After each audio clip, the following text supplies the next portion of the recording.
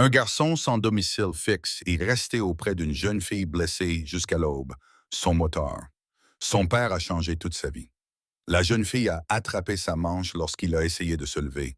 Pas avec force, pas encore avec désespoir, juste assez pour l'arrêter.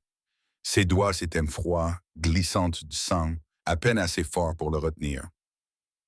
Elle était allongée dans le fossé au bord de la route, à moitié sur l'herbe gelée, à moitié sur l'accotement gravelé, son souffle sortant par petites bouffées brumeuses qui ne semblaient pas normales. Ne pars pas, murmura-t-elle. S'il te plaît. C'est alors qu'il comprit qu'elle ne survivrait pas seule jusqu'au matin. Avant de continuer, dites-moi dans les commentaires d'où vous regardez. Je lis tous les commentaires. La route était déserte, ce qui rendait les gens imprudents. Deux voies, pas de lampadaire, juste la pâle lueur de la lune sur l'asphalte et la forêt qui se pressait de chaque côté comme si elle écoutait. Les voitures roulaient vite ici pendant la journée. La nuit, elle appartenait à ceux qui avaient de la malchance de s'y trouver. Le garçon marchait sur le bas-côté depuis des heures, sac à dos léger, capuche relevée, et ses pantons assis, oui, restant juste à la limite de la visibilité. Knight était plus sûr. Knight ne demandait pas de nom. Knight n'appelait personne quand il vous voyait.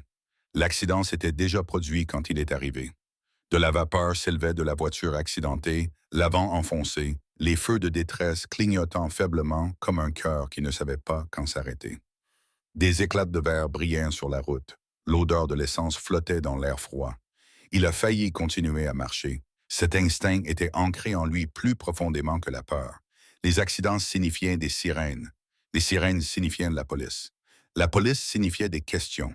Et les questions finissaient toujours de la même manière pour quelqu'un comme lui. Puis il l'entendit, elle ne criait pas, ne pleurait pas, elle respirait simplement. Il fit demi-tour. La jeune fille gisait à quelques mètres de l'épave, la veste déchirée, le sang sombre sur le tissu, un bras tordu sous elle d'une manière qui lui noua l'estomac. Ses yeux étaient ouverts, le regard vague, suivant les mouvements plutôt que les visages. Il s'agenouilla lentement à côté d'elle, prenant soin de ne pas l'effrayer. « Hé, dit-il doucement, je suis là. » Ses yeux se posèrent sur les siens, brillants d'une peur soudaine. « J'ai eu un accident, » dit-elle comme si elle avait besoin de se convaincre que c'était réel. « Je ne sens plus ma jambe. » Il ne répondit pas. Il avait appris à ne pas mentir lorsque la vérité était déjà écrite sur le corps de quelqu'un. Il ôta son sweat à capuche et le pressa doucement contre la coupure sur le côté de la jeune fille, essayant de ralentir le saignement. Ses mains tremblaient, mais il les força à rester fermes. « Ton téléphone ?» demanda-t-il. Elle secoua la tête. « Pas de réseau. » Évidemment. Il se leva et fit signe à la première paire de phares qui apparut, s'avançant sur la route, le bras levé. La voiture ralentit pendant une demi-seconde, suffisamment pour qu'il sente l'espoir jaillir douloureusement dans sa poitrine. Puis elle accéléra et passa. Une autre voiture suivit, puis une autre. Personne ne s'arrêta. La respiration de la jeune fille se fit saccader. Ses yeux papillonnèrent, essayant de se fermer. « Hé !» dit-il immédiatement en se penchant vers elle. « Ne fais pas ça, ne ferme pas les yeux. »« Je suis fatigué, » murmura-t-elle. « Ce n'est pas grave, dit-il, même si c'était faux. Tu pourras être fatigué plus tard. » Elle esquissa un sourire faible et tordu. « Tu as l'air autoritaire. »« Oui, dit-il, on me le dit souvent. » En vérité, il ne savait pas quoi faire. Il ne pouvait pas la porter, pas comme la dernière fois. Son corps était déjà épuisé après avoir marché toute la nuit. Et même s'il avait pu, il savait comment cela se terminerait. Traîner quelqu'un sur la route vous laissait brisé, visible, traqué. Il regarda le ciel. Il restait encore des heures avant l'aube. S'il partait, elle se viderait de son sang ici, invisible, tandis que les voitures passeraient à toute vitesse en faisant semblant de ne pas la remarquer. S'il restait, le froid l'emporterait. Le choc s'installait déjà. Il le voyait à la façon dont ses mains tremblaient et au gris qui envahissait son visage. Il n'y avait pas de bon choix. Elle attrapa à nouveau sa manche, plus faiblement cette fois. « S'il te plaît, dit-elle, juste. » Quelque chose en lui changea alors. Ce n'était ni du courage ni de l'héroïsme, mais de la reconnaissance. Il savait ce que signifiait attendre le matin sans savoir si l'on serait encore en vie à son arrivée. « D'accord, dit-il doucement, je ne vais nulle part. » Il retira son sac à dos et le glissa sous sa tête pour la soulever légèrement du sol. Il la serra contre lui, s'assit à côté d'elle afin que son corps bloque le vent et enroula ce qui restait de sa veste autour de ses épaules. Reste avec moi, dit-il. D'accord. Elle acquiesça faiblement. La nuit s'étira. Le froid s'insinua d'abord dans ses os, puis dans ses doigts. Le gravier lui mordait le jean alors qu'il bougeait, essayant de la maintenir confortablement, sans trop la déplacer. Toutes les quelques minutes, il vérifiait sa respiration, la comptait, écoutait le son comme s'il s'agissait d'une horloge qui marquait le temps. Dis-moi quelque chose, dit-il alors que ses yeux commençaient à se fermer à nouveau. N'importe quoi. Mon père va me tuer, murmura-t-elle. Il poussa un soupir discret. Les papas disent toujours ça. Ils roulent, dit-elle. Beaucoup. Évidemment, répondit-il. Elle sourit un peu, puis grimaça lorsque la douleur traversa son visage. Il resserra son étreinte, la stabilisant. Tu ne peux pas dormir, lui rappela-t-il gentiment. Je sais, dit-elle. Promets-moi de rester.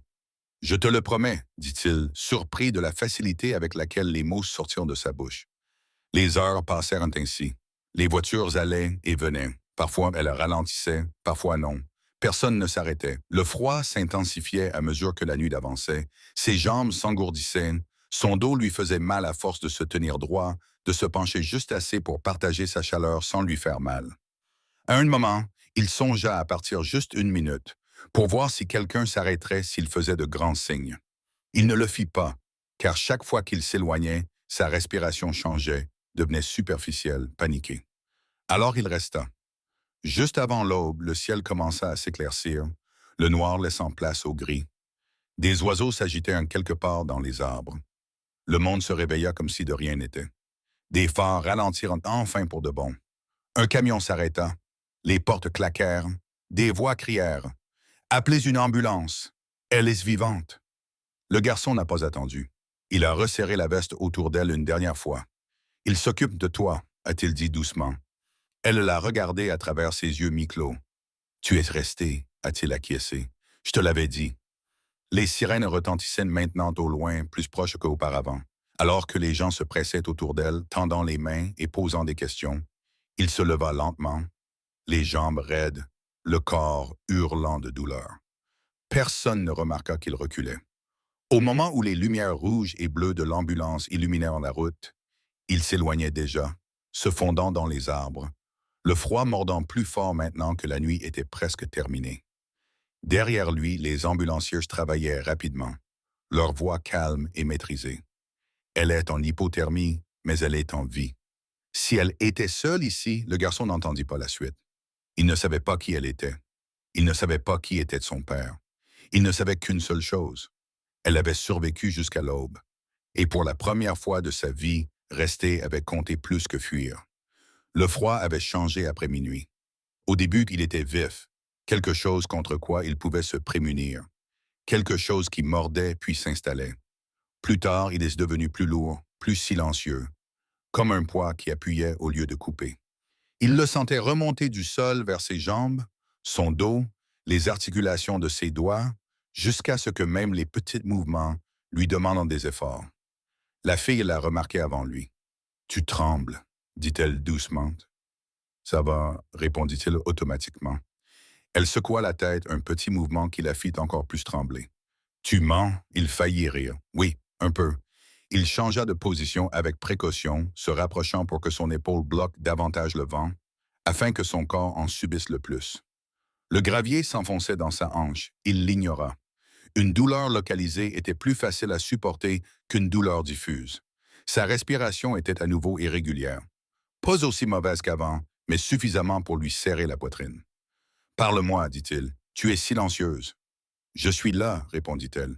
J'ai juste le vertige. »« D'accord, dit-il. Alors je vais parler. » Au début, il ne savait pas quoi dire. Il n'était pas doué pour combler le silence. Le silence avait toujours été plus sûr lorsqu'il restait vide.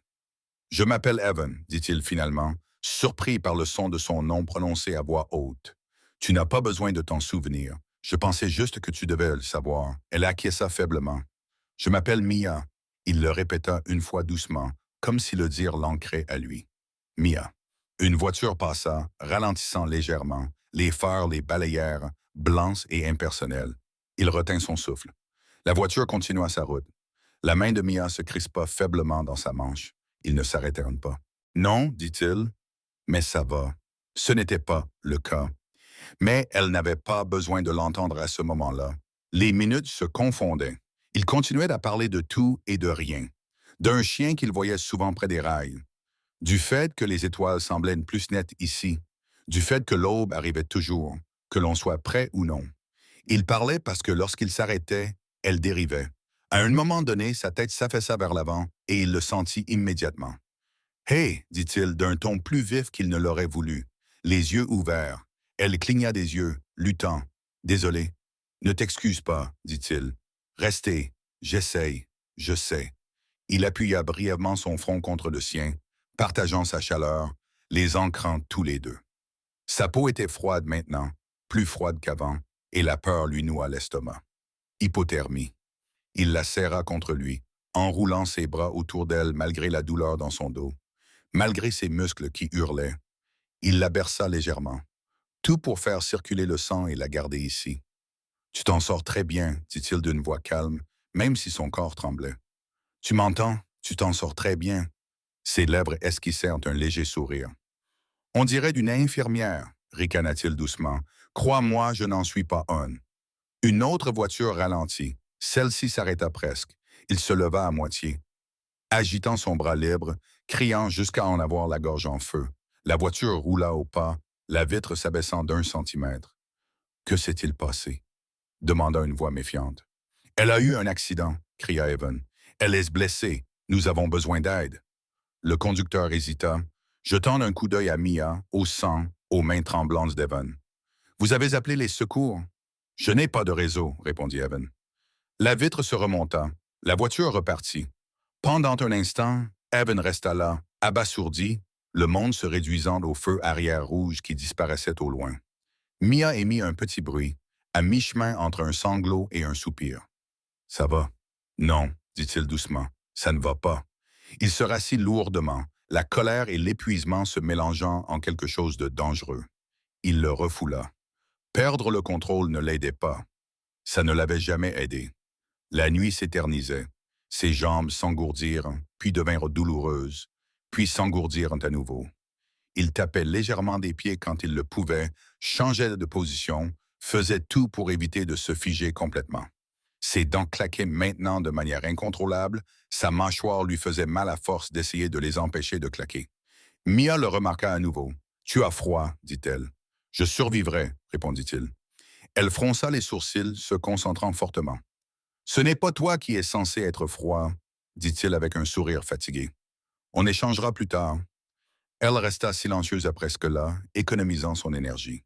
Il observait son visage en permanence, comptant ses respirations, regardant sa poitrine se soulever et s'abaisser.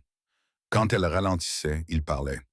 Quand elle s'accélérait, il la ramenait à la réalité. « Parle-moi de ton père, dit-il. À un moment donné, pour la faire parler, elle déglutit. Il s'inquiète trop. La plupart des bons pères s'inquiètent trop, dit-il. Il est intense, ajouta-t-elle. Mais il est présent, acquiesça Evan. C'est ce qui compte. Elle bougea légèrement, le visage déformé par la douleur. Il la stabilisa immédiatement. Je suis désolé, murmura-t-elle. Tu n'as pas à l'être, dit-il. Rien de tout cela n'est de ta faute. Elle le regarda à travers ses paupières lourdes. Tu aurais pu partir. Il ne répondit pas tout de suite. Je sais, dit-elle. Il expira lentement. Oui, j'aurais pu, mais tu ne l'as pas fait. Non. Pourquoi? La réponse honnête l'effraya. Parce que c'est moi qui ai déjà attendu le matin, dit-il doucement. Et c'est pire quand personne ne reste. Elle absorba cela, les yeux fixés sur son visage comme si elle enregistrait cette information quelque part où elle serait importante. Je suis contente que tu sois resté, dit-elle. Ces mots frappèrent plus fort que le froid. Quelques heures plus tard, le ciel commença enfin à s'éclaircir. Le noir s'estompa en gris, puis en bleu pâle sur les bords. Les oiseaux s'agitaient dans les arbres. Le monde recommençait à faire comme s'il n'avait pas failli perdre quelqu'un. Evan ressentit à la fois du soulagement et de l'appréhension. L'aube signifiait une meilleure visibilité. Une meilleure visibilité signifiait des conséquences. Mais Mia respirait encore. Un camion finit par s'arrêter pour de bon. Des portes claquèrent. Quelqu'un demanda un téléphone. Une autre voix jura doucement. Evan resta auprès d'elle jusqu'à ce que d'autres mains remplacent les siennes, jusqu'à ce qu'une couverture soit enroulée autour de ses épaules, jusqu'à ce qu'un ambulancier s'agenouille à côté d'elle et prenne les choses en main avec une autorité calme. Elle est en vie, dit quelqu'un. Si elle avait été seule, Evan se leva lentement, les articulations lui faisant mal, le corps peinant à coopérer. Il fit un pas en arrière, puis un autre. Mia tourna faiblement la tête, les yeux le cherchant. « Tu es resté, » répéta-t-elle. Il acquiesça. « Je te l'avais dit. » Les sirènes se rapprochaient. Il n'attendit pas de les voir. Alors que les premiers flashs rouges et bleus illuminaient la route, Evan s'enfonça dans les arbres et continua à marcher, le froid le mordant davantage maintenant que son adrénaline avait enfin disparu. Derrière lui, les ambulanciers travaillaient rapidement. Devant lui, le jour l'attendait. Et pour la première fois, Evan ne savait pas si rester ou partir lui coûterait plus cher. Le plus difficile survint juste avant l'aube. Ce n'était ni le froid, ni la douleur, mais l'attente. Le ciel avait commencé à passer du noir à un gris pâle et incertain. C'était 7 heures où la nuit refuse d'admettre sa défaite. Les jambes d'Evan étaient désormais engourdies. Son dos était bloqué dans une position douloureuse qui s'intensifiait à chaque mouvement. Il avait cessé d'essayer de se mettre à l'aise. Le confort était un luxe réservé à ceux qui pouvaient partir. La respiration de Mia ralentit à nouveau. Elle ne s'arrêta pas, mais ralentit. Evan le remarqua immédiatement. « Hé » dit-il en se penchant vers elle, pressant doucement son front contre le sien. « Reste avec moi. Ne fais pas ça. » Ses paupières papillonnèrent. « Je suis là. » « Non, » dit-il d'un ton plus ferme, « tu t'éloignes. » Elle essaya de se concentrer sur son visage, mais ses yeux continuaient à glisser, le perdant dans la pénombre. Ses doigts se relâchèrent dans sa manche. Cela l'effraya plus que toute autre chose cette nuit-là. « Parle-moi, » dit-il rapidement. « Réponds-moi. Quel est ton endroit préféré? » Elle fronça les sourcils, luttant. « Je ne sais pas. » « Si tu le sais, dit-il, n'importe où, choisis-en un. » Une longue pause. « Le garage de mon père, murmura-t-elle. Quand c'est calme. »« Pourquoi? » demanda Evan, s'accrochant au mot « pourquoi » comme à une corde. « Ça sent l'huile, dit-elle, et le café, et rien de mauvais ne s'y passe jamais. » Evan acquiesça, même si elle ne pouvait pas le voir clairement. « Ça me semble bien. » Elle bougea faiblement, une douleur traversant son visage et sa respiration s'accéléra à nouveau. Il resserra son étreinte autour de ses épaules, l'attirant plus près de lui, partageant le peu de chaleur qui lui restait. « Tu ne peux pas t'endormir, dit-il. »« Pas encore. » Sa bouche trembla. « Tu es vraiment autoritaire. »« Oui, dit-il d'une voix rauque, c'est comme ça que tu sais que je tiens à toi. » Ses yeux se fermèrent d'une seconde de trop. Le cœur d'Evan bondit dans sa gorge. « Mia, dit-il d'un ton sec, ouvre les yeux. » Rien. Il la secoua doucement, pris d'une panique brûlante et dangereuse. « Eh non, allez. » Ses cils battirent, ses yeux s'ouvrirent juste assez pour le voir. « Je suis désolé. »« Ne t'excuse pas, dit-il. Reste simplement. » Elle acquiesça faiblement, mais l'effort semblait lui coûter une énergie considérable. Le corps d'Evan le trahissait à présent. Ses mains tremblaient de manière incontrôlable. Ses muscles se contractaient, ses dents claquaient si fort que sa mâchoire lui faisait mal. L'hypothermie n'était pas seulement le lot des blessés. Elle touchait quiconque restait immobile assez longtemps. Il bougea à nouveau, tapant légèrement des pieds sur le gravier, se balançant légèrement pour faire circuler son sang. Chaque mouvement lui causait une nouvelle douleur dans le dos, mais il l'accueillait avec soulagement. La douleur signifiait qu'il était toujours éveillé. Les voitures passaient plus fréquemment à l'approche du matin. Aucune ne s'arrêta. L'une d'elles ralentit suffisamment pour qu'ils puissent voir le visage du conducteur tourné vers eux, les yeux écarquillés à la vue d'un garçon accroupi dans un fossé, tenant dans ses bras une fille ensanglantée. L'espoir s'est enflammé, vif et cruel. Puis la voiture a accéléré et a disparu. Evan a poussé un soupir qui ressemblait presque à un rire. Évidemment, Mia l'a entendu. « Quoi? »« Rien, » a-t-il répondu. « C'est juste l'aube qui s'obstine. » Sa respiration s'est à nouveau saccadée. Il s'est penché vers elle. « Dis-moi autre chose. » Elle a dégluti. « Avant, je pensais que si je restais éveillé assez longtemps, rien de grave ne pouvait arriver. » Evan sentit sa poitrine se serrer. « Ça marchait? »« Parfois, dit-elle. » Il acquiesça. « Ça marche maintenant. » Elle sourit faiblement. Puis son visage se relâcha, ses muscles se détendant d'une manière qui n'était pas normale. Non, dit immédiatement Evan. Non, non, non, dit-il en la serrant plus fort contre lui, la berçant plus vigoureusement, la voix s'élevant malgré lui. Tu restes, tu m'entends, tu restes. Sa tête se blottit contre son épaule. Il appuya à nouveau son front contre le sien, respirant rapidement et superficiellement. Mia, écoute-moi, l'aube approche. Tu ne dois pas la manquer. Pendant une seconde terrifiante, il crut qu'elle ne répondrait pas. Puis ses lèvres bougèrent. Promets-moi, murmura-t-elle, la gorge serrée. Je te le promets. Elle ouvrit les yeux juste assez pour le regarder. Tu es resté. Je suis toujours là, dit-il. Le ciel finit par abandonner son obscurité. La lumière se répandit sur la route en fines bandes pâles, révélant tout ce que la nuit avait caché. La glissière de sécurité tordue, les éclats de verre éparpillés, les traînées de sang séché sur l'asphalte. Les oiseaux se mirent à chanter dans les arbres comme si le monde venait de se réveiller. Des phares apparurent à nouveau. Cette fois, ils ralentirent. Un camion s'arrêta complètement, le gravier crissant sous ses pneus. Une porte claqua. « Hé !» cria un homme. « Oh mon Dieu, appelez les secours !» Evan ne bougea pas. Il resta exactement où il était, la serrant dans ses bras, craignant que s'il la lâchait maintenant après tout ce qui s'était passé, quelque chose se briserait. Une autre voiture s'arrêta, puis une autre. Quelqu'un s'agenouilla à côté de Mia, la voix ferme et assurée. « Hé, ça va, on s'occupe de toi. » Des mains remplacèrent celles d'Evan, avec précaution et habileté. Une couverture fut enroulée autour de ses épaules, un masque à oxygène pressé contre son visage. « Elle est en hypothermie, dit quelqu'un. Mais elle est vivante, vivante. Ce mot frappa Evan comme une vague. Il s'effondra en arrière, lâchant enfin prise, le corps s'affaissant alors que l'adrénaline le quittait. Sa vision devint blanche pendant une seconde, ses oreilles bourdonnaient, la douleur envahissant tout son corps d'un seul coup. « Mia, » dit-il faiblement, ses yeux le trouvèrent à travers le chaos. « Tu es resté, » dit-il en hochant la tête, incapable de parler. Les sirènes hurlaient maintenant au loin, réel et proche. Quelqu'un le guida doucement en arrière, les mains légères sur ses épaules. « Tu as bien fait, petit, » dit une voix. Evan ne répondit pas. Bien ne voulait pas se dire en sécurité.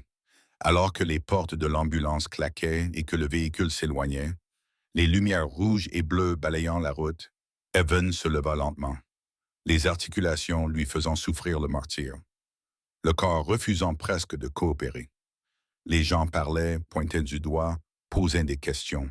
Il recula d'un pas, puis d'un autre. Personne ne l'arrêta. Au moment où le soleil dépassait complètement les arbres, Evan s'éloignait déjà de la route, disparaissant dans le matin comme il l'avait toujours fait avant que quiconque puisse décider ce que signifiait rester. Derrière lui, l'ambulance filait vers l'hôpital. À l'intérieur, une file qui aurait dû mourir avant l'aube respirait régulièrement.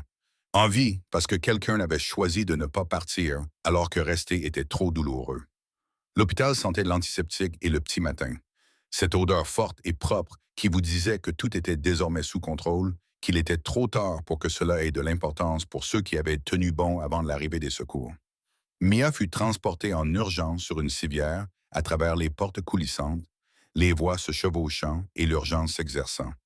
Équipe de traumatologie, protocole d'hypothermie, hémorragie interne possible, jambes fracturées, commotion cérébrale. Les mots s'enchaînaient comme les pièces d'une machine qui savait exactement quoi faire avec des corps brisés.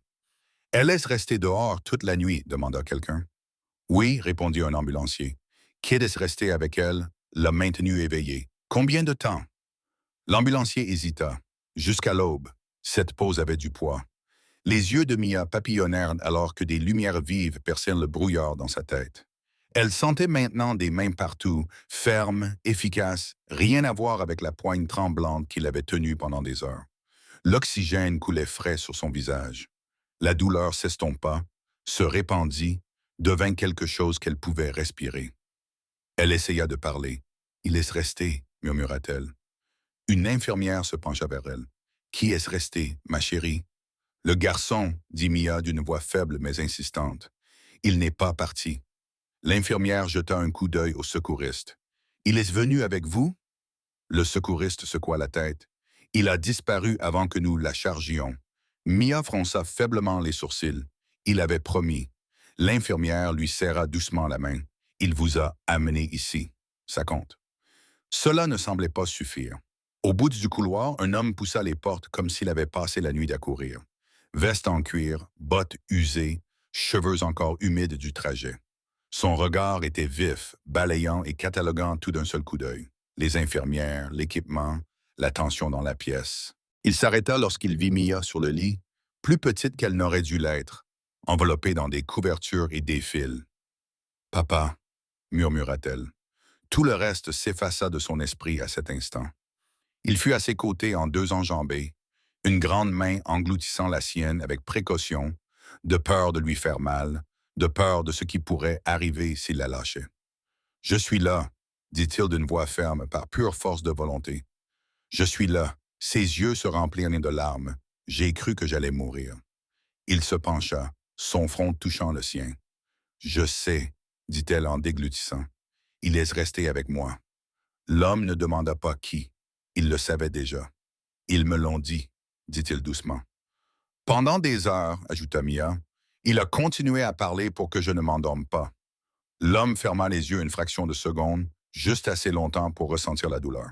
« À quoi ressemblait-il » se demanda Mia, cherchant dans le brouillard. « Froid » finit-elle par dire, vraiment fatigué. Il tremblait vers la fin.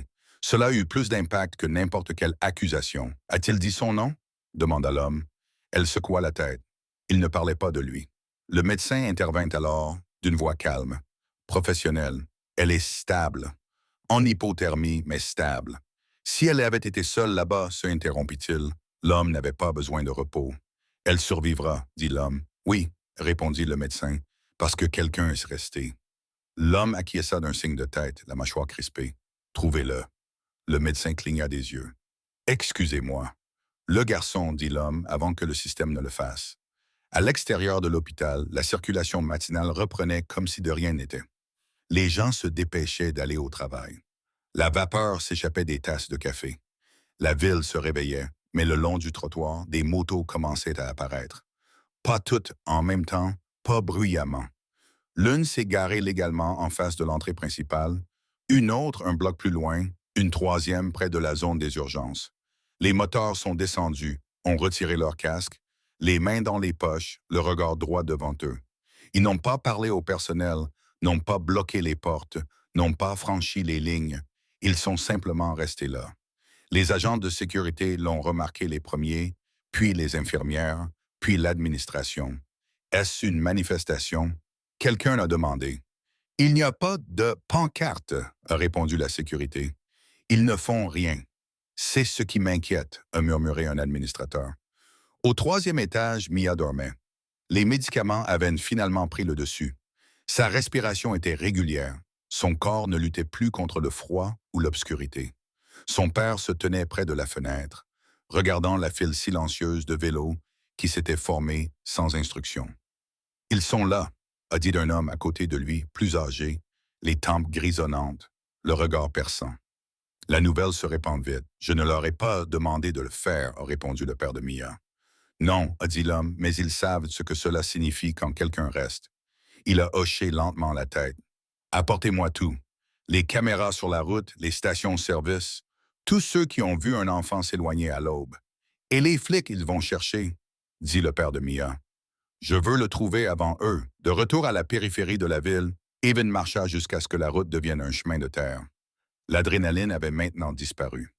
Le froid s'était installé profondément dans ses os, la douleur s'épanouissait à des endroits qu'il n'avait pas remarqués auparavant. Ses mains tremblaient de manière incontrôlable, ses doigts étaient raides et inutiles. Son dos le brûlait à chaque pas. Chaque mouvement lui rappelait à quel point il avait failli échouer. Il s'arrêta sous un pont et s'appuya contre le béton, le souffle court. « Elle a réussi, » se dit-il. « Elle a réussi. » C'était tout ce dont il avait besoin. Au-dessus de lui, la circulation bourdonnait. Quelque part, une sirène hurlait. Pas pour lui, plus maintenant. Il glissa jusqu'à ce qu'il soit assis, la tête appuyée contre le mur froid, les yeux fermés. Il ne savait pas que l'hôpital qu'il avait fui était maintenant entouré de témoins silencieux. Il ne savait pas qu'un homme puissant refusait de laisser son nom devenir une note de bas de page. Il ne savait pas que rester jusqu'à l'aube avait changé quelque chose qu'il ne pouvait pas encore voir. Tout ce qu'Evan savait, c'est que le soleil s'était levé. Et pour une fois, il était encore en vie pour le voir. Ils l'ont trouvé par hasard. C'était la seule façon dont cela pouvait arriver. Evan s'était réfugié sous le pont près du parc industriel, le même endroit où il avait dormi une douzaine de fois auparavant, lorsque la ville le poussait trop loin vers la lumière du jour. Le béton y retenait le froid comme un souvenir, et l'air sentait faiblement l'huile et la rouille humide. Il était assis, le dos contre le pilier, les genoux repliés, les bras autour de lui, attendant que les tremblements cessent. Mais ils ne cessèrent pas. Le froid avait laissé place à quelque chose de plus profond, de plus silencieux. Ses mains étaient maintenant enflées, ses doigts raides et douloureux, ses jointures à vif après avoir serré du gravier et de l'herbe gelée toute la nuit. Son dos le brûlait à chaque mouvement, lui rappelant constamment le poids qu'il avait supporté jusqu'à l'aube.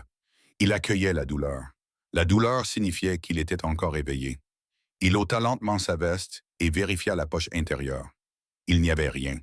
Pas de téléphone, pas de portefeuille, aucune preuve que quelque chose s'était passé, à part les taches de sang qui ne partiraient pas et l'épuisement profond qui le tirait vers le bas.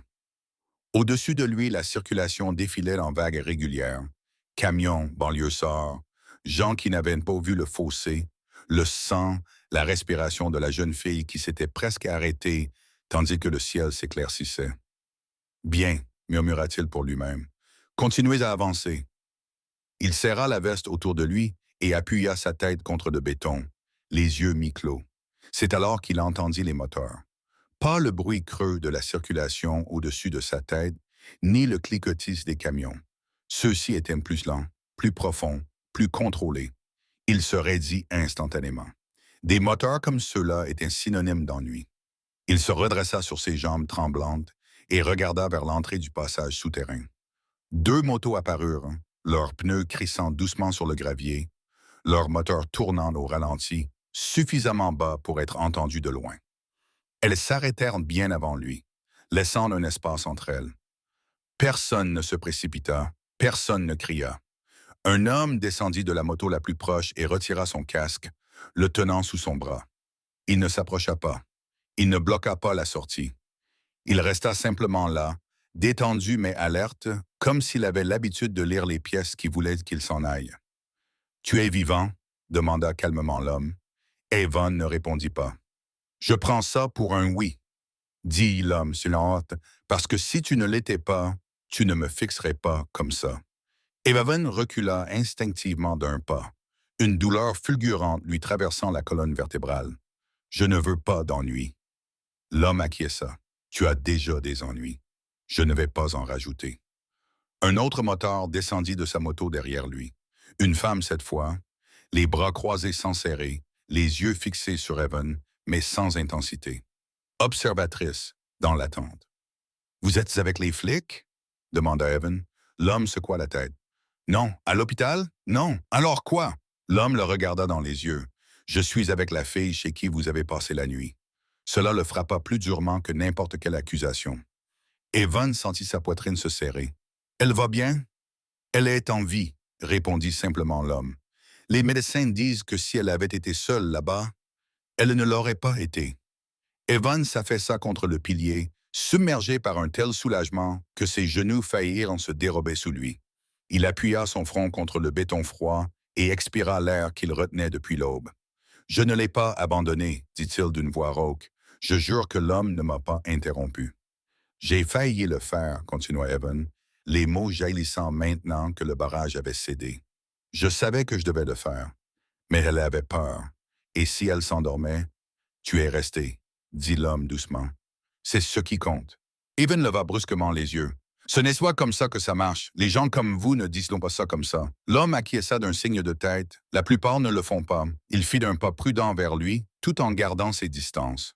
Je m'appelle Jack. Je roule avec son père. Cela eut un effet différent. Les épaules d'Evan se raidirent. Je ne veux pas d'argent. Je ne veux pas de faveur. Je ne veux pas passer aux informations. Jack leva la main. Personne ne vous propose rien de tout cela. Alors pourquoi êtes-vous ici? Jack jeta un bref coup d'œil aux motos, puis à l'espace ouvert autour d'eux. Parce que le système se réveille, et quand c'est le cas, il aime décider à la place des gens qui n'ont pas leur mot à dire. Evan rit amèrement. Oui, je sais, Jack fouilla lentement dans une sacoche et en sortit une paire de gants épais qu'il posa par terre entre eux, secs, propres, chauds. Tu en as besoin, dit-il.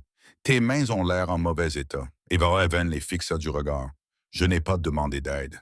Je sais, répondit Jack. C'est pour ça que je ne t'oblige pas à les prendre. La femme derrière Jack prit la parole pour la première fois. Nous ne sommes pas là pour vous enlever. Nous sommes là pour que personne d'autre ne le fasse avant nous.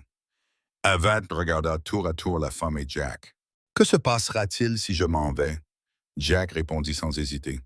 Rien. Et si je ne pars pas, vous vous réchaufferez, vous mangerez, vous vous reposerez, et plus tard de peur, vous déciderez à nouveau. Encore ce mot. Décider. Evan serra les mâchoires. Les gens disent toujours ça, puis les portes se ferment. La voix de Jack resta calme. Pas aujourd'hui. Le silence s'étendait sous le pont, rempli du bourdonnement de la circulation et du cliquetis lointain des usines qui démarraient pour la journée. Les mains d'Evan lui faisaient mal, le froid était de plus en plus intense. Sa fierté vacillait sous le poids de la réalité. Il se pencha lentement et ramassa les gants. La chaleur s'installa immédiatement, assez vive pour piquer.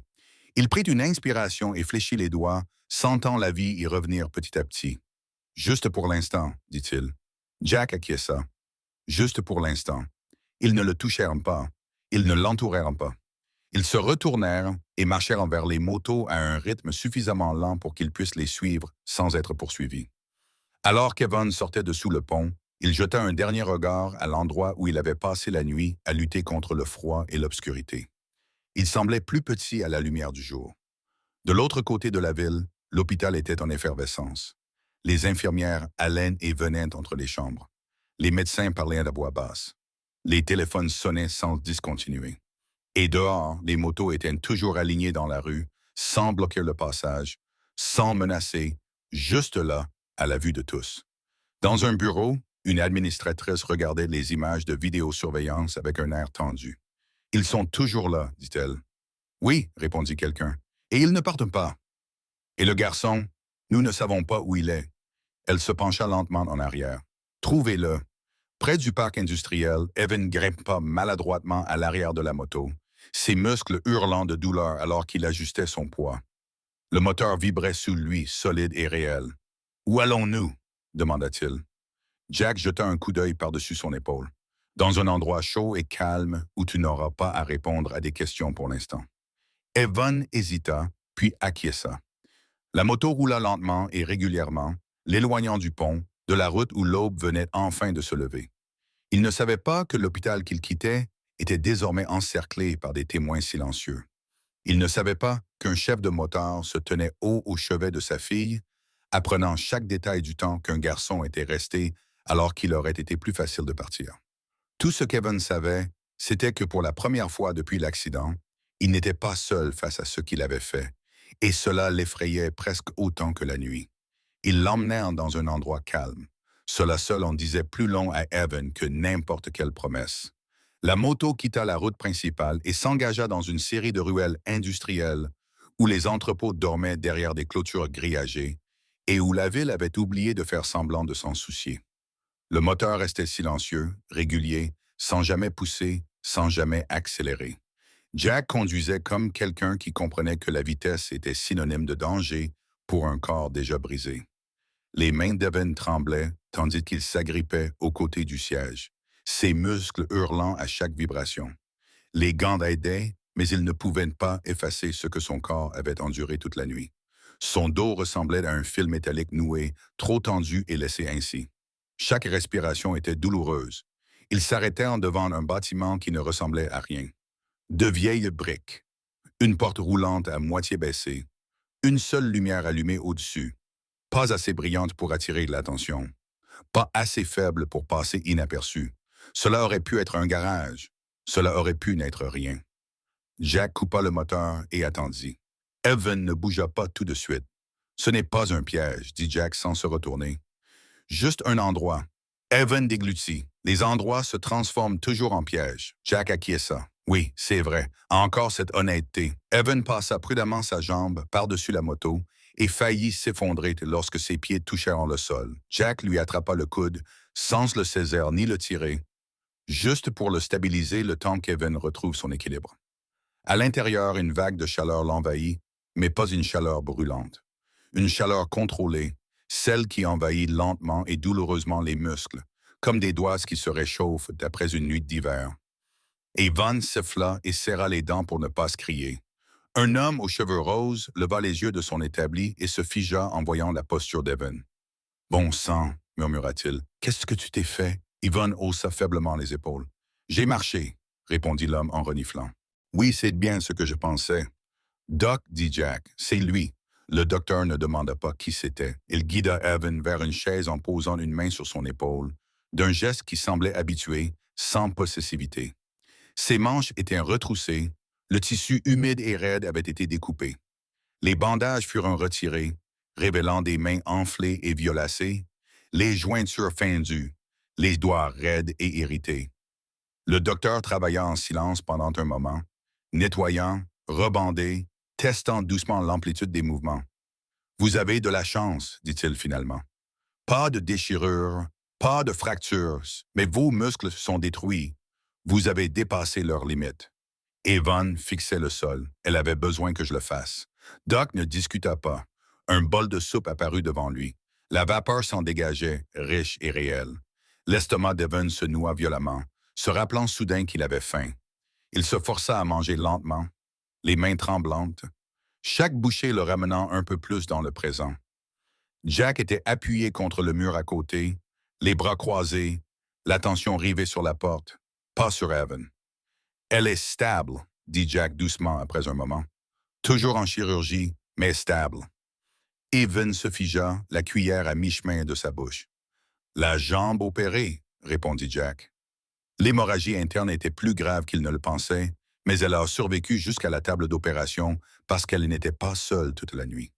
Les épaules d'Evan s'affaissèrent. Le soulagement le submergea si fortement qu'il dut poser sa cuillère avant que sa main ne la renverse. « Je suis resté, » murmura-t-il. « Je ne suis pas parti. »« Je sais, » dit Jack. Le silence s'installe, lourd mais pas hostile. « Que va-t-il se passer maintenant? » demanda Evan. Jack ne se précipita pas pour répondre. « Maintenant, tu dors. Plus tard, le monde commencera à poser des questions. »« Et toi? » demanda Evan. « Que veux-tu? » Jack le regarda dans les yeux. « Je veux que tu ne disparaisses pas avant le matin. » Evan rit doucement, épuisé. « C'est généralement à ce moment-là que les choses tournent mal. »« Oui, » acquiesça Jack. « C'est pour ça qu'on ralentit le rythme. » Une petite chambre attendait au bout du couloir, un lit, des draps propres, une porte qui se fermait doucement mais qui ne se verrouillait pas, sauf si on le souhaitait. « Tu peux partir quand tu veux, » dit Jack. « Personne ne t'en empêche, » acquiesça Evan. « Je sais. » Il s'allongea tout habillé. Le matelas lui semblait trop mou, presque inconfortable. Le sommeil le submergea malgré tout, l'entraînant dans les profondeurs avant que ses pensées n'aient le temps de le rattraper. De l'autre côté de la ville, l'hôpital était tout sauf calme. Les moniteurs bipaient, les chirurgiens parlaient d'un ton sec.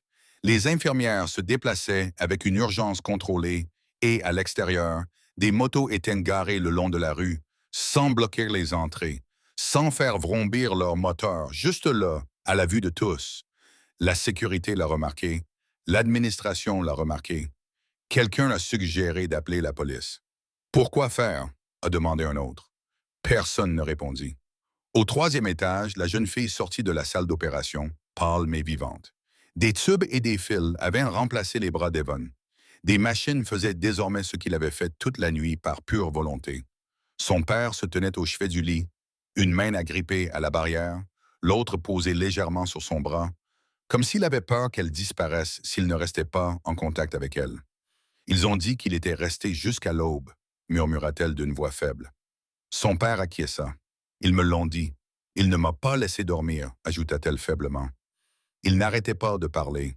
Son père ferma les yeux un instant.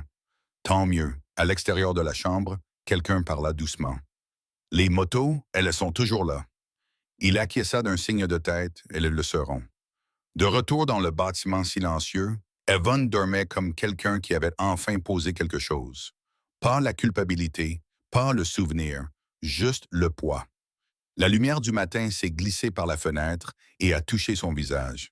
Lorsqu'il s'est réveillé, son corps a réagi par la douleur. Mais celle-ci était désormais contenue, maîtrisée, vivante. Il s'est assis lentement, a fléchi ses mains bandées, a testé son dos, toujours immobile. Dans la pièce voisine, des voix murmuraient. Le café coulait. Quelqu'un rit doucement. Personne ne se précipita. Personne n'exigea de réponse. Pour la première fois depuis l'accident, Evan sentit quelque chose d'inconnu s'installer dans sa poitrine. Pas la sécurité, mais l'espace. Et il sut avec une clarté qui l'effrayait que le plus difficile n'était pas de rester avec elle jusqu'à l'aube. C'était ce que son séjour avait déclenché maintenant que le monde s'était réveillé et avait remarqué son existence.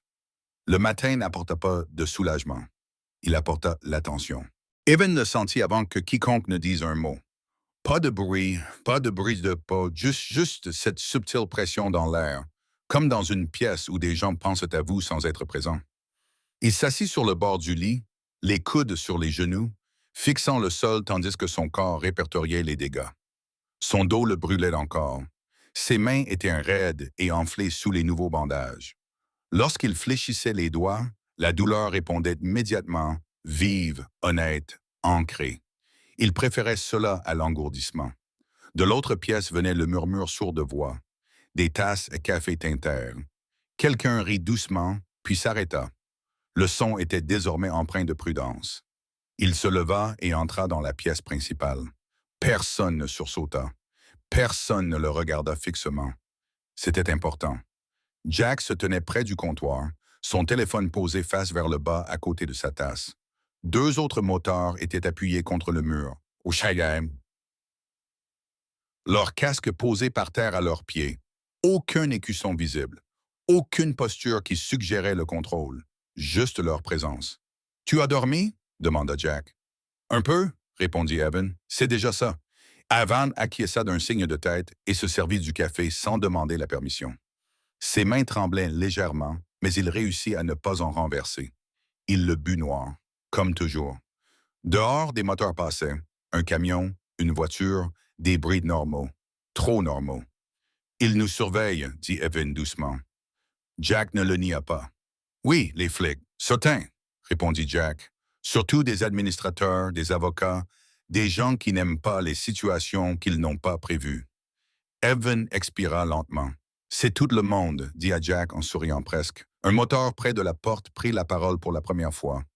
L'administration de l'hôpital a rappelé. Evan se raidit. « À propos de moi, à propos de nous, » corrigea Jack. « Tu es la raison, mais tu n'es pas la cible. » Evan leva brusquement les yeux. « Alors, quelle est la responsabilité? » Jack dit « contrôle optique ».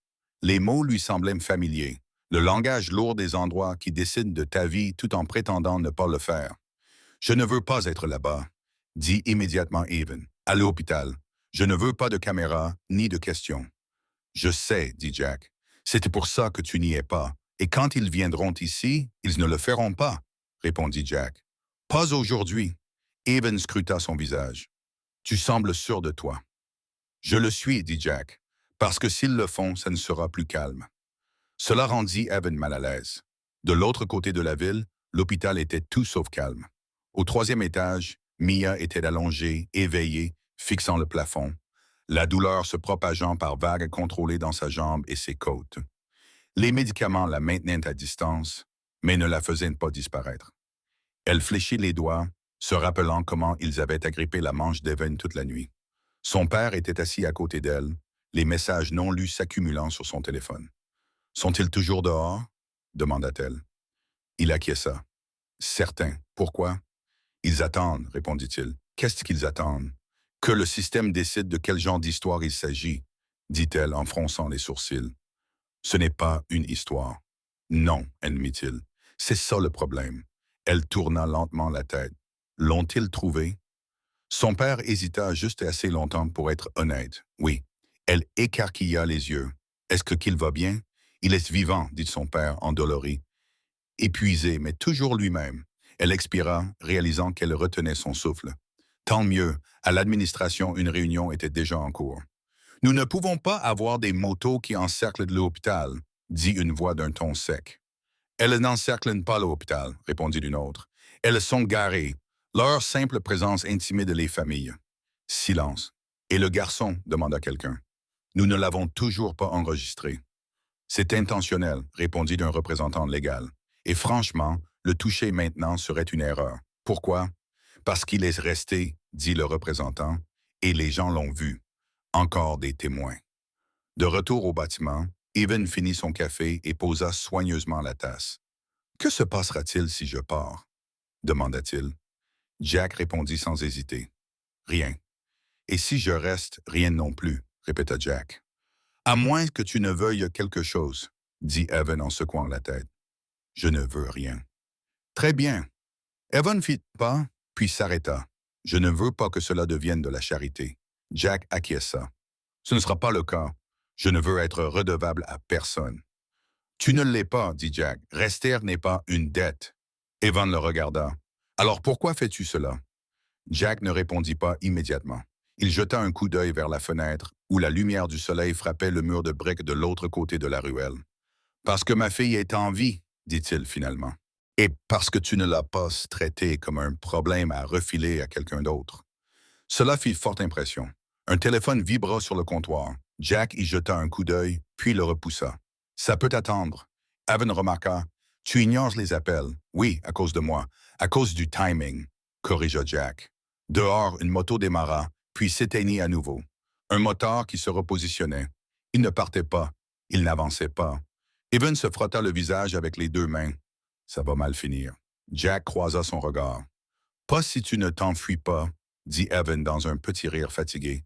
C'est généralement là que ça finit mal. Oui, dit Jack, pour les gens qui n'ont pas ce témoin. Evan regarda autour de lui. Vous n'êtes pas des témoins, vous êtes des motards. Jack haussa les épaules. Nous savons rester immobiles. Le silence s'éternisa. Evan le sentit alors, le changement en lui, l'envie familière de bouger, de disparaître, de garder une longueur d'avance sur ce qui allait arriver. Et sous ce que-là, quelque chose de nouveau.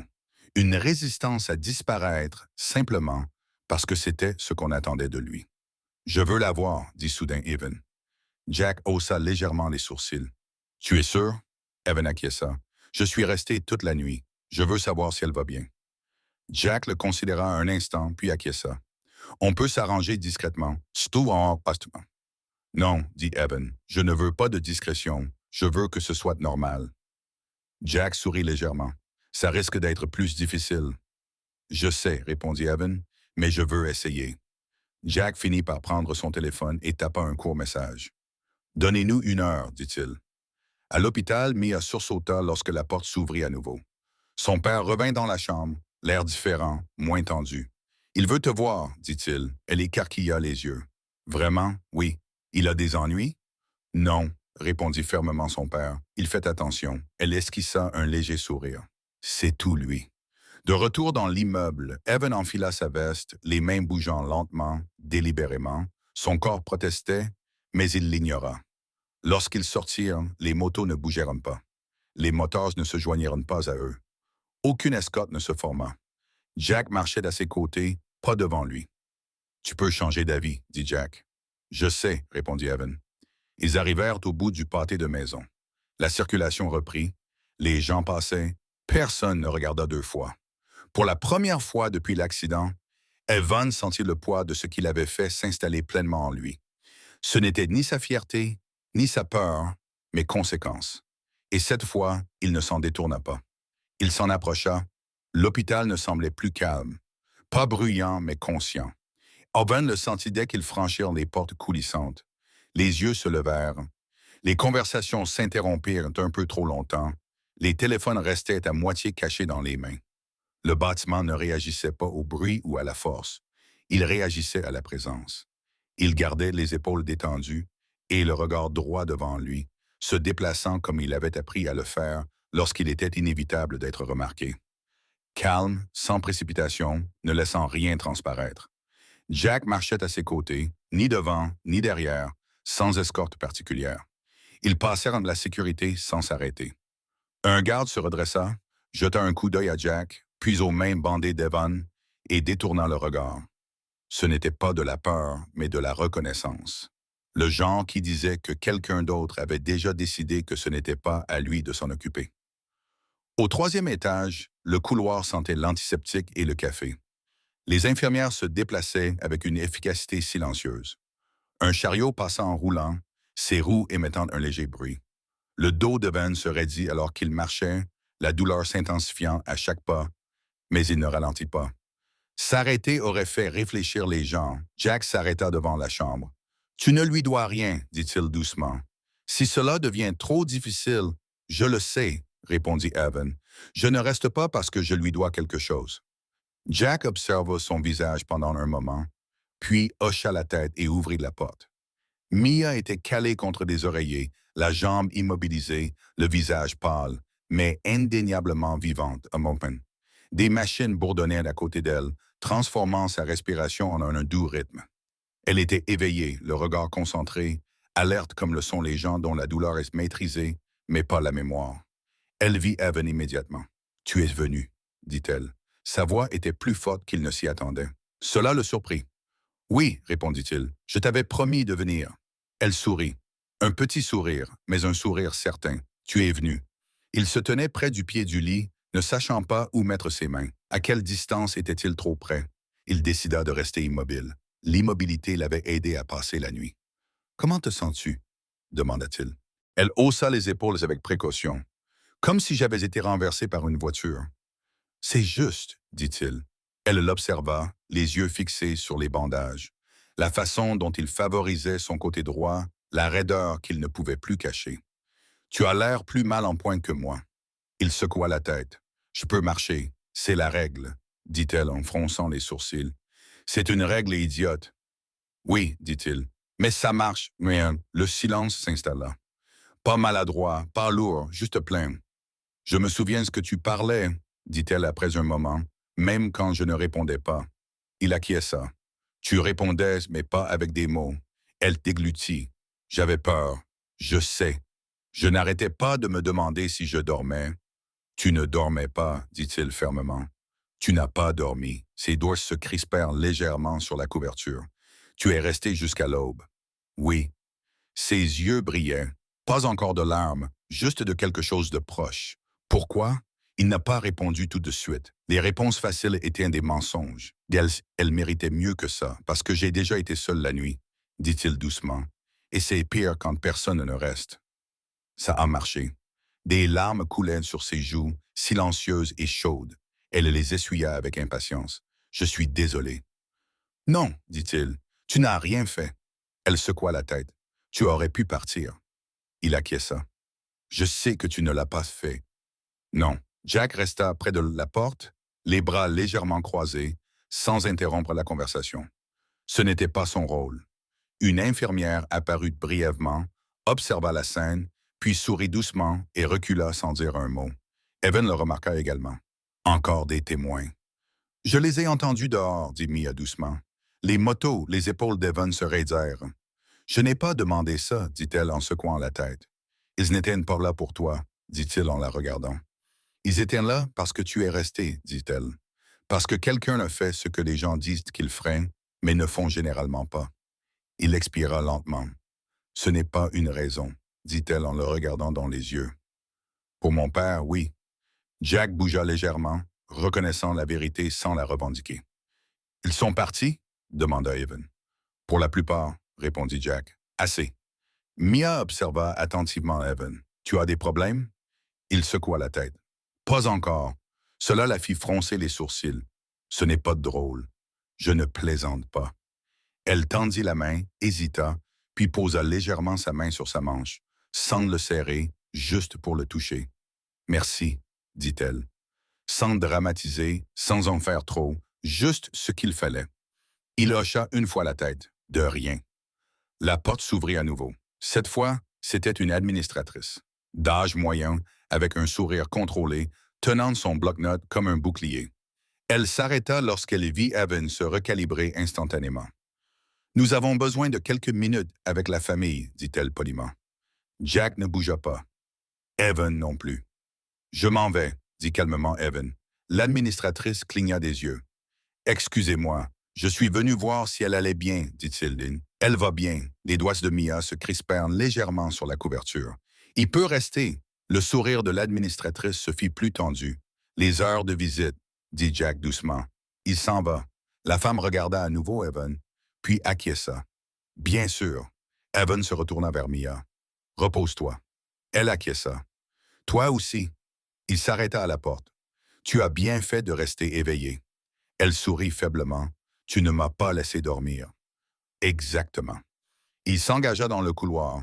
L'attention se posa à nouveau sur lui, non pas de manière agressive, mais curieuse, évaluatrice.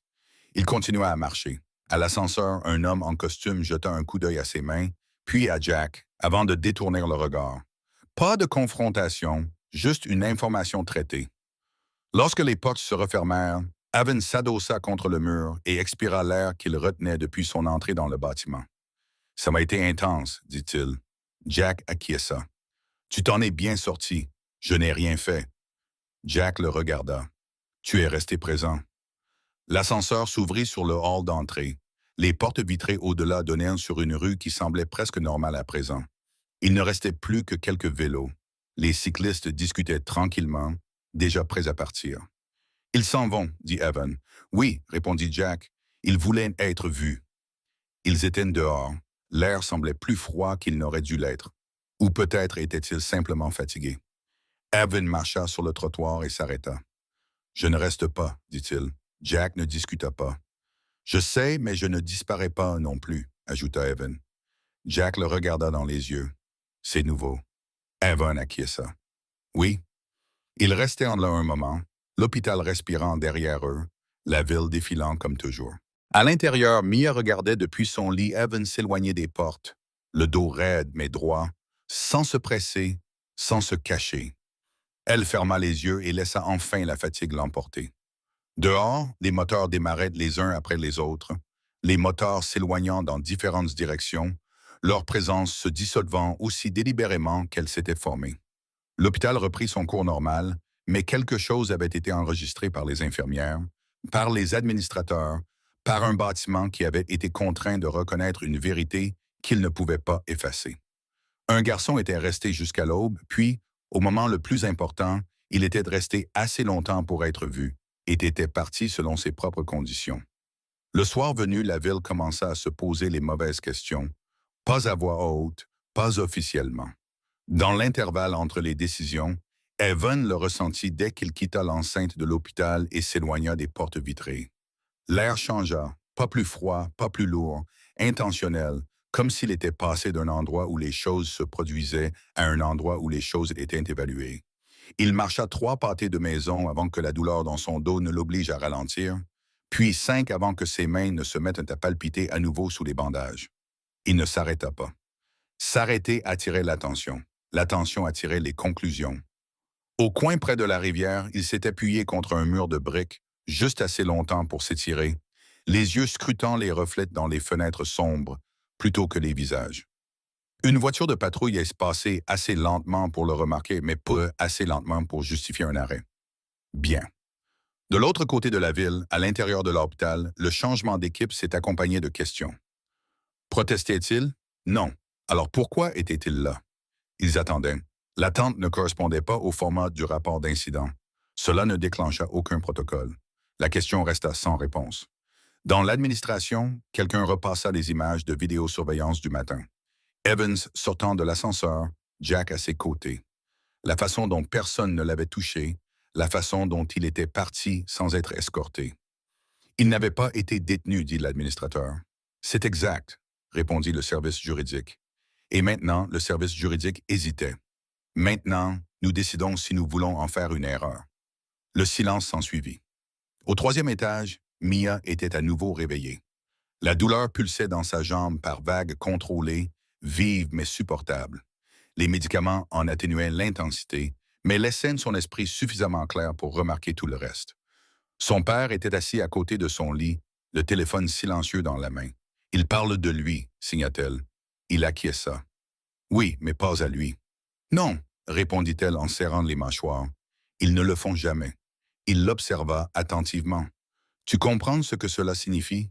Elle n'hésita pas. « Ils veulent décider quel genre de personne il est. » Il acquiesça à nouveau. Oui. Et tu ne les laisseras pas faire. Il croisa son regard. Je ne les laisserai pas faire cela en silence. C'était là toute la différence. De retour dans la rue, Evan traversa le pont alors que le soleil descendait suffisamment bas pour teinter la rivière d'orange et de gris. Il s'arrêta à mi-chemin, les mains sur la balustrade, et laissa la douleur s'estomper jusqu'à devenir sourde et supportable. Il songea à quitter la ville. Cela avait toujours été la solution auparavant. Aller de l'avant, ne pas s'attarder, ne pas laisser les lieux se souvenir de vous. Mais cette idée ne lui semblait plus aussi évidente. Il était resté jusqu'à l'aube. Il avait été vu en train de le faire. Cela ne disparaissait pas simplement parce qu'il s'en allait. Un téléphone vibra dans sa poche, celui que Jack lui avait glissé plus tôt sans un mot. Il fixa l'écran pendant un long moment avant de répondre. « Oui, je n'appelle pas pour te faire venir, » dit une femme calmement. Il expira lentement.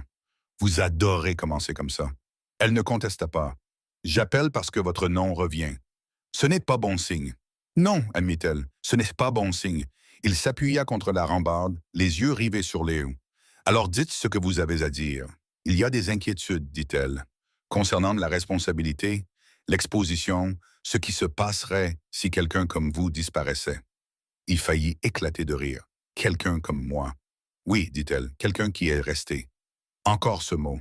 « Je ne suis pas resté pour attirer l'attention, » dit Evan. « Je sais, » répondit-elle. « C'est en partie le problème. » Il resta silencieux. « Nous mettons fin à l'angle social, » continua-t-elle. « Pas de placement, pas de garde, et nous documentons votre refus, dit-elle. Ce qui signifie que si la situation s'aggrave, ce ne sera pas parce que nous l'aurons forcé. Evan acquiesça, même si elle ne pouvait pas le voir. « Bien. Vous comprenez que cela ne vous rend pas invisible, » ajouta-t-elle. « Je ne l'ai jamais été, dit-il.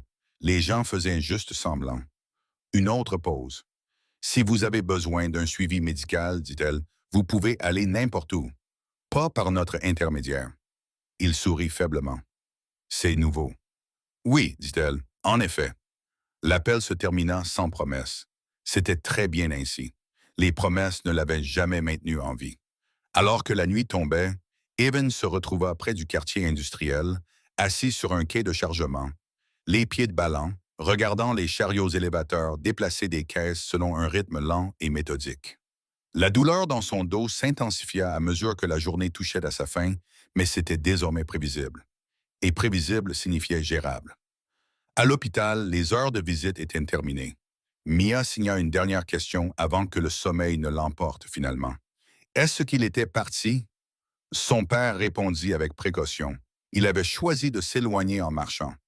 Elle sourit faiblement et ferma les yeux. Dehors, les dernières motos s'éloignaient du trottoir de l'hôpital. Pas en formation, pas ensemble. Elles partaient simplement une par une, leur présence se dissolvant dans la ville comme si elles n'avaient jamais été là. Mais les gens s'en souvenaient. Les infirmières se souvenaient du silence. Les agences de sécurité se souvenaient de ne pas avoir su quoi faire. Les administrateurs se souvenaient de cette sensation d'être observés sans être menacés. Et Evan le ressentait plus que tout, car lorsqu'il s'était allongé cette nuit-là sous un auvent près de la rivière, sa veste bien serrée autour de lui, son sac à dos sous la tête, il ne s'était pas senti traqué. Il s'était senti pris en charge, pas possédé, pas contrôlé, vu. La ville ne savait pas encore quoi faire de cela. Lui non plus. Mais alors que la circulation bourdonnait au-dessus de sa tête et que la rivière continuait de couler sous le pont, Evan comprit quelque chose qu'il n'avait pas compris auparavant. Rester jusqu'à l'aube lui avait sauvé la vie, mais rester visible par la suite allait changer la sienne. La confrontation s'était déroulée dans le calme. C'était la partie à laquelle Evan ne s'attendait pas. Pas de sirène, pas d'uniforme, pas de main sur ses épaules, juste du papier.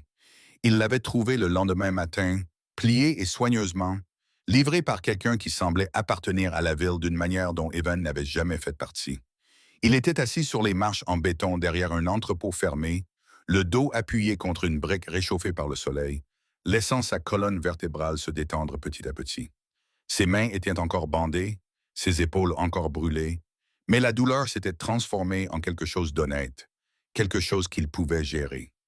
Des pas s'arrêtèrent à une distance respectueuse. « C'est toi, Evan? » Il leva lentement les yeux. L'homme n'était pas policier, pas de badge, Pas de radio, la quarantaine, sa veste était trop propre pour la rue, sa posture était prudente, comme s'il avait appris à ne pas aggraver les choses.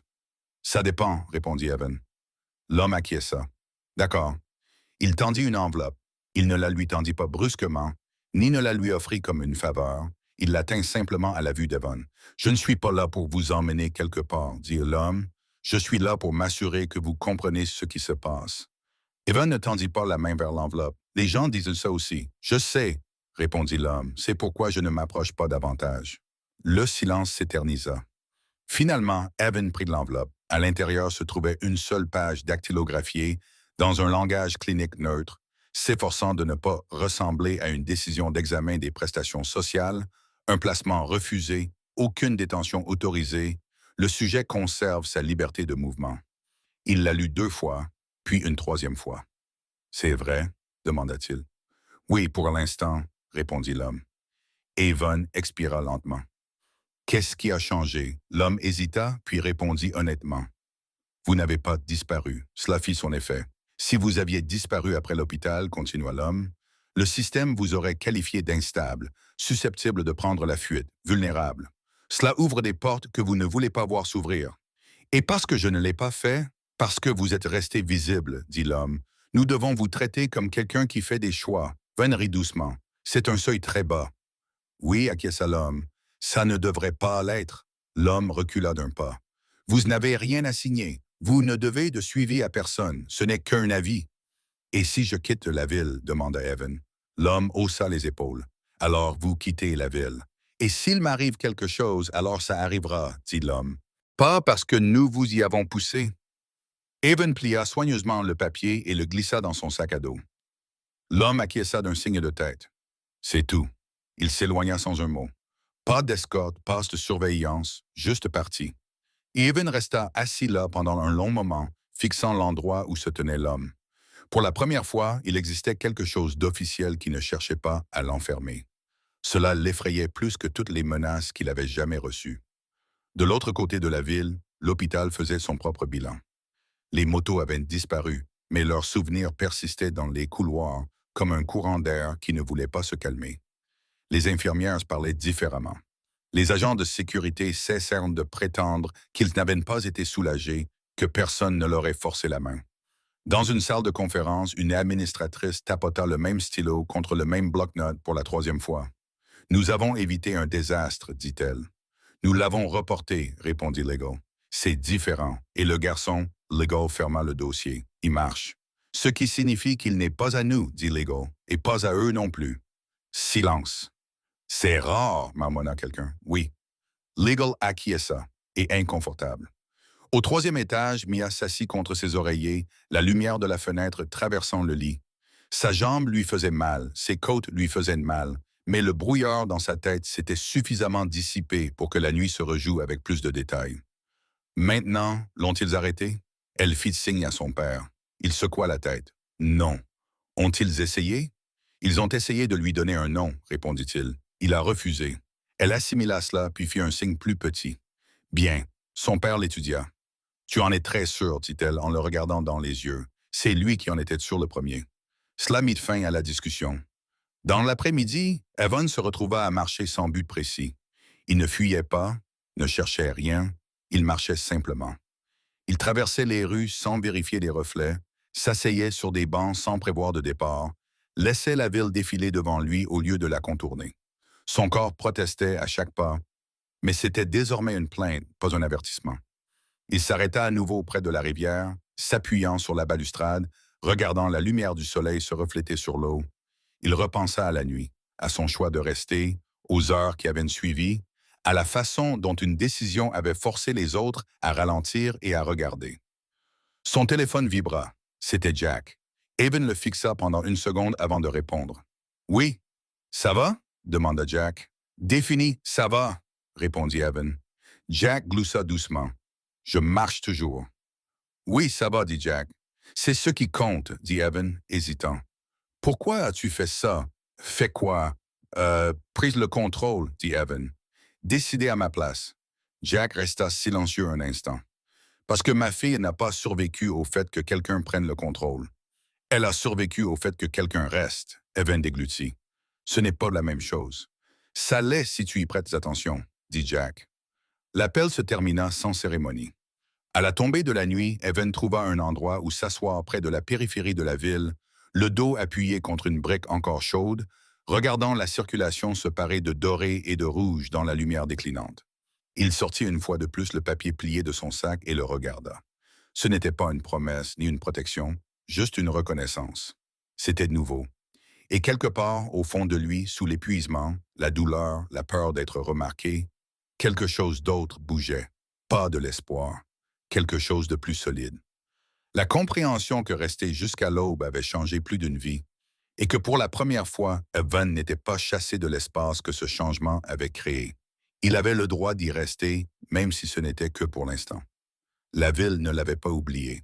Elle avait simplement cessé de le poursuivre. Cette différence s'était installée lentement au cours de la journée suivante, comme le temps changeait sans prévenir. Evan le sentait dans l'absence de pas derrière lui, dans le manque d'attention soudaine lorsqu'il traversait les rues, dans la façon dont son nom, lorsqu'il apparaissait, le faisait discrètement, sans urgence. Cela l'effrayait plus que la poursuite ne l'avait jamais fait. Il passa la majeure partie de la matinée à se déplacer, sans courir, juste pour rester en mouvement. Son dos le faisait constamment souffrir, une douleur profonde et lancinante qui s'intensifiait lorsqu'il restait immobile trop longtemps. Ses mains étaient raides et douloureuses sous les bandages, ses doigts réagissaient lentement, mais il pouvait les utiliser. La douleur avait de nouveau des limites, c'était important. Il acheta un sandwich bon marché et le mangea, assis sur un muret près de la voie ferrée, regardant les wagons de marchandises passer avec la même indifférence que la route lui avait témoigné cette nuit-là. Le monde continuait de tourner, que vous en fassiez partie ou non. De l'autre côté de la ville, l'hôpital faisait son propre bilan. Les visites matinales se succédaient, les dossiers étaient mis à jour, les signes vitaux de Mia étaient stables et évoluaient dans le sens souhaité par tous. Les infirmières cessèrent de vérifier les fenêtres. La sécurité reprit son routine habituelle. L'administration passa au problème suivant, qui pouvait être résolu par des réunions, mais pas avant d'avoir tout consigné par écrit. Dans un bureau calme, un dossier fut clos, sans être effacé ni enterré, clôturé avec des notes qui ne correspondaient pas aux cases habituelles. Secouriste présent jusqu'à l'aube. Refus de partir. Aucune ingérence. Parti volontairement. L'équipe juridique le lut 2 fois. Cela ne va pas se régler proprement, dit l'un d'eux. Non, acquiesça un autre. Mais ce n'est pas à nous de le contenir. Un silence s'ensuivit. C'est rare, murmura quelqu'un. Oui, répondit l'équipe juridique. Et cela change notre façon d'agir la prochaine fois. Au 3e étage, Mia s'assit avec de l'aide, le kinésithérapeute la guidant à travers des mouvements prudents qui lui rappelaient à quel point elle était encore fragile. Chaque mouvement lui causait une douleur aiguë et intense dans la jambe. Elle se concentra sur sa respiration. Quand son père entra, elle observa attentivement son visage, lisant plus que ce qu'il disait. L'ont-ils arrêté? Elle fit signe, il secoua la tête. Non. Ont-ils réessayé? Ils ont discuté, répondit-il. Ils ont écrit, ils n'ont pas forcé. Elle acquiesça, absorbant cela. Bien. Il l'étudia. Tu es très sûr de toi. Elle croisa son regard. C'était lui qui en était sûr. Cela mettait fin à la discussion. À midi, Evan se retrouva près de la rivière, appuyé contre la balustrade, regardant l'eau briser la lumière du soleil en fragments qui ne s'alignaient jamais tout à fait. Il repensa au temps qu'il avait passé là cette nuit-là, aux heures qui s'étaient étirées et comprimées jusqu'à l'aube, qu'il le veuille ou non. Son téléphone vibra une fois, un message de Jack. Pas de question, juste une phrase. Tu es libre. Marche si tu veux. Appelle si tu ne veux pas. Evan le fixa longuement avant de remettre le téléphone dans sa poche. Libre était un mot étrange. Il suggérait une fin ou une résolution. Il ne faisait confiance ni à l'une ni à l'autre. L'après-midi s'écoula sans incident. C'était le plus étrange. Aucune voiture ne ralentissait trop. Aucune conversation soudaine qui ressemblait à une évaluation. Juste une ville qui avait décidé pour l'instant de le laisser exister sans commentaire. Il profita de ce temps pour réfléchir à la nuit, aux heures qu'il avait passées à tenir une ligne qu'il ne savait pas pouvoir tenir, à la façon dont son séjour avait forcé les autres à ralentir et à reconsidérer leur position.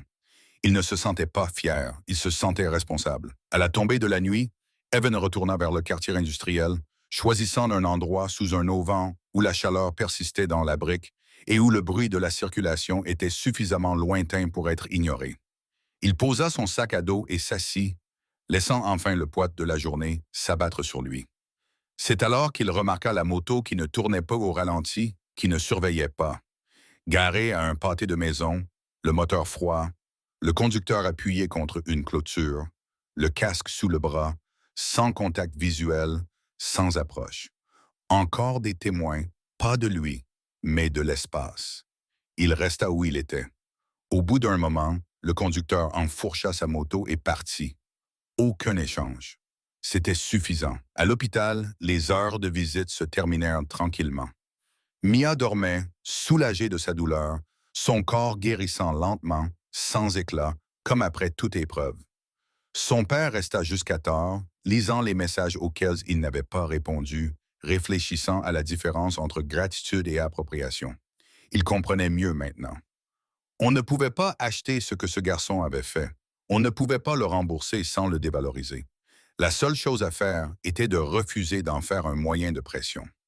La nuit tomba à nouveau.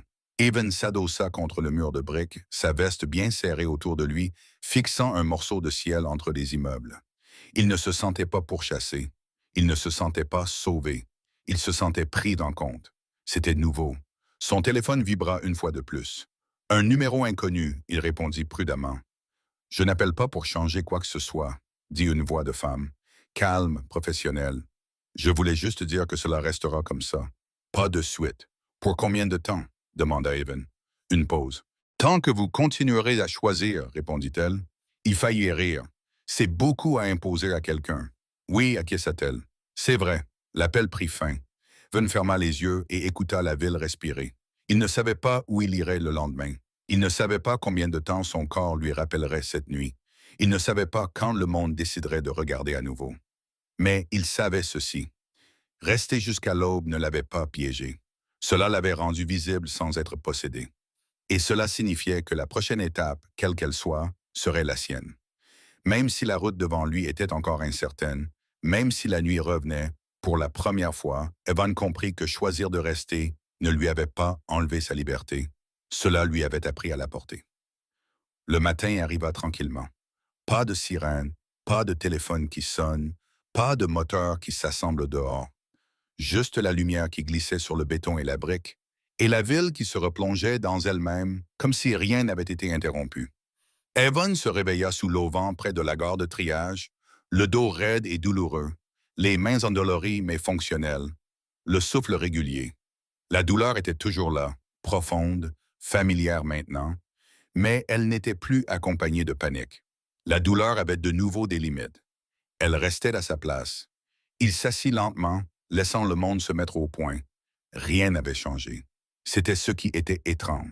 Personne n'attendait, personne ne regardait, aucune pression ne planait, juste hors de vue. Il prépara son sac à dos comme il le faisait toujours. Efficace, sans mouvement superflu. Le papier plié resta dans la poche intérieure. Il ne le regarda plus. Il n'en avait pas besoin. De l'autre côté de la ville, l'hôpital s'éveillait avec une précision routinière. Changement d'équipe, tournée matinale, café versé et oublié. Mia était allongée, appuyée contre des oreillers, la jambe surélevée, le soleil réchauffant un côté de son visage. Elle se sentait un peu mieux, sa respiration était plus facilement, la douleur était contenue, la peur ne la tenaillait plus. Son père se tenait à la fenêtre, les mains dans les poches de sa veste, regardant les gens bouger en bas comme des pièces d'un système qui ne savait pas qu'il avait failli échouer. Elle l'observa un instant, puis fit un signe. Il est parti? Il acquiesça. Oui, parce qu'il le devait. Il secoua la tête. Parce qu'il l'avait choisi. Cette réponse était importante. Elle ferma les yeux un instant, absorbant cette information, puis signa à nouveau. Il était resté quand cela comptait. Son père ne contesta pas. Oui, cela signifie qu'il est fort, ajouta-t-elle. Son père sourit faiblement. Cela signifie qu'il est libre. Dehors, Evan s'engagea dans la rue et se mit à marcher. Pas vite, pas prudemment, il marchait simplement. La ville l'accueillit sans cérémonie. Un camion de livraison passa en brinque-ballant. Quelqu'un attendait avec impatience au passage piéton. Un cycliste maudissait la circulation et continuait d'avancer. Personne ne le regardait deux fois. Cet anonymat avait toujours été son armure. Maintenant, il le percevait comme une permission. Il traversa le pont au-dessus de la rivière et s'arrêta à mi-chemin, posant ses mains sur la balustrade. L'eau bougeait en contrebas, des morceaux de glace dérivaient paresseusement, capturant la lumière en fragments qui ne se rejoignaient jamais tout à fait. La rivière se moquait bien de ce qui s'était passé. Elle ne s'en était jamais souciée. Cela lui semblait juste. Il repensa à cette nuit-là. Pas à l'accident, ni au sang, mais à l'attente. Les heures qui s'étiraient et se contractaient jusqu'à l'arrivée de l'aube, parce qu'elle arrivait toujours. Le moment où il avait compris que rester n'était pas une question de courage ou de gentillesse. Il s'agissait de refuser d'abandonner ce qui se trouvait juste devant soi. Son téléphone vibra une fois. Jack, Evan fixa le nom pendant une seconde avant de répondre. Tu marches? Demanda Jack. Oui, répondit Evan. Bien. Un silence confortable et naturel s'installa entre eux. Tu ne dois rien à personne, dit finalement Jack. Je sais, répondit Evan, et tu n'as pas à revenir. Je sais. L'appel s'arrêta là. Pas de conseils, pas de conditions, juste de l'espace. À midi, l'actualité était passée à autre chose. Un autre accident, une autre urgence, une autre histoire pour capter l'attention et la relâcher. L'expression «garçon sans abri» fit la une fois, puis disparut sous de nouveaux titres, de nouvelles disputes, de nouvelles distractions. Evan ne les lut pas. Il ne les avait jamais lus. Il trouva un endroit où s'asseoir près de la limite de la zone industrielle, le soleil réchauffant la brique derrière lui, et laissa la douleur dans son corps s'apaiser jusqu'à devenir supportable. Il but de l'eau lentement, sentant qu'elle le ramenait dans le présent. Pour la première fois depuis longtemps, il ne calculait pas ses issues. Il ne planifiait pas où disparaître ensuite. Il était simplement là. À l'hôpital, les heures de visite étaient terminées. Mia dormait à nouveau, son corps guérissant lentement, sans éclat, comme après une épreuve de survie. Son père resta jusqu'à tard, ignorant les messages auxquels il n'avait pas besoin de répondre, réfléchissant à la différence entre la gratitude et la possession. Il comprenait mieux maintenant. On ne pouvait pas acheter ce que ce garçon avait fait, on ne pouvait pas le rembourser sans le dévaloriser. La seule réponse honnête était la retenue. Le soir tomba doucement, les lampadaires s'allumèrent un à un. La rivière les reflétait en lignes brisées qui ne se rejoignaient pas tout à fait. Au loin, une moto passa. Elle ne faisait partie de rien. Elle n'attendait pas, elle traversait simplement la nuit. Evan se leva et ajusta son sac à dos. Il ne savait pas où il dormirait demain soir. Il ne savait pas quel travail l'attendait. Il ne savait pas combien de temps son corps lui rappellerait de rester jusqu'à l'aube. Mais il savait une chose, il n'avait pas été pris. Il n'avait pas été possédé. Il n'avait pas été effacé. Il était resté quand cela comptait. Et puis il était parti selon ses propres conditions. C'était ça le changement. La ville ne l'avait pas applaudi. Le monde ne l'avait pas récompensé. Il ne l'avait tout simplement pas accepté. Et pour quelqu'un qui avait passé sa vie à fuir les décisions prises sans lui, cette absence silencieuse de contrôle était la chose la plus forte qu'il ait jamais entendue. Evan continua à marcher, non pas vers la sécurité, ni vers le secours, mais simplement vers l'avant, ne transportant rien d'autre que lui-même sur une route